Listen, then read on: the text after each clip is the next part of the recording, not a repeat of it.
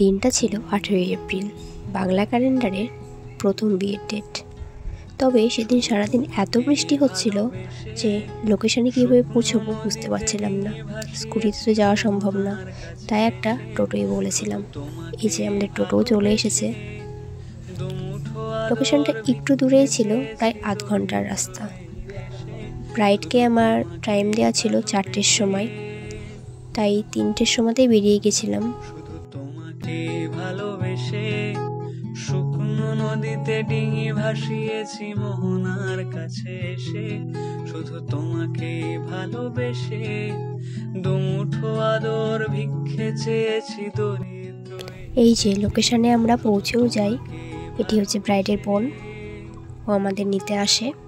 তবে গিয়ে দেখি এখনও ব্রাইডের অনেক রিচুয়ালস কমপ্লিট হয়নি। তখন বাজে 4টে, তাই ব্রাইডকে বললাম শাড়িটা দিয়ে যেতে, যাতে কিছুটা কাজ এগিয়ে রাখতে পারি। তাই আমি আর মা মিলে শাড়িটা রেডি করছিলাম।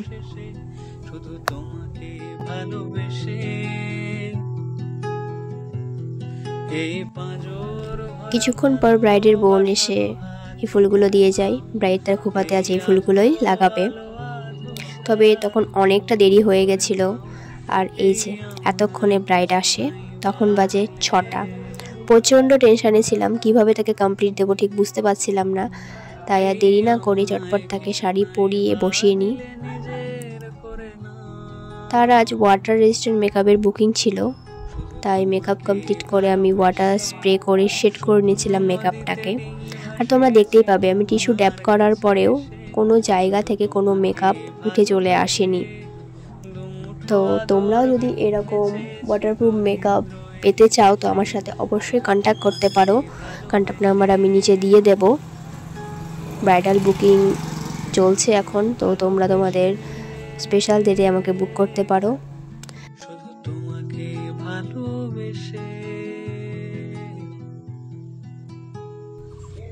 এই যে ব্রাইড এখানে তার রিভিউ দিচ্ছিল, তার কতটা পছন্দ হয়েছে এই লুকটা। তার এক্সপ্রেশন দেখে তোমরা বুঝতে পারবে। ব্রাইডের খুব একটা ডিমান্ড ছিল না, শুধু তার ডিমান্ড ছিল যে তাকে যেন গাল কলকা করে দিই আর লুকটা যেন সাবেকি টাইপসের হয়। তো তার ইচ্ছে মাথায় রেখেই আমি তার পুরো লুকটা দেওয়ার চেষ্টা করেছি। ব্রাইডের তো খুব পছন্দ হয়েছে। আমি একটা রিভিউ ভিডিও পোস্ট করেছি, আমার চ্যানেলে গিয়ে তোমরা দেখতে পারো। আর এই লুকটা কেমন লেগেছে তোমাদের আমাকে অবশ্যই কমেন্টে জানিও। ব্রাইডের আর তার বাড়ির লোকে তো সবার খুব পছন্দ হয়েছিল। তোমাদের কেমন লাগলো আমাকে অবশ্যই কমেন্টে জানিও। আর এই যে ফুল কমপ্লিট লুক, এটা আজকের আমার ব্রাইডের। ভিক্ষে চেয়েছি দরিদ্র এই দেশে, শুধু তোমাকে ভালোবেসে, শুধু তোমাকে ভালো। তখন বাজে রাত 10টা। কাজ শেষ হওয়ার পর বাড়ির পথে রওনা দিই। আজকের ভিডিওটা তোমাদের কেমন লাগলো অবশ্যই তোমরা কমেন্টে জানিও। দেখা হচ্ছে অন্য কোনো ভিডিওতে। সবাই সুস্থ থেকো, ভালো থেকো। Thank you for watching.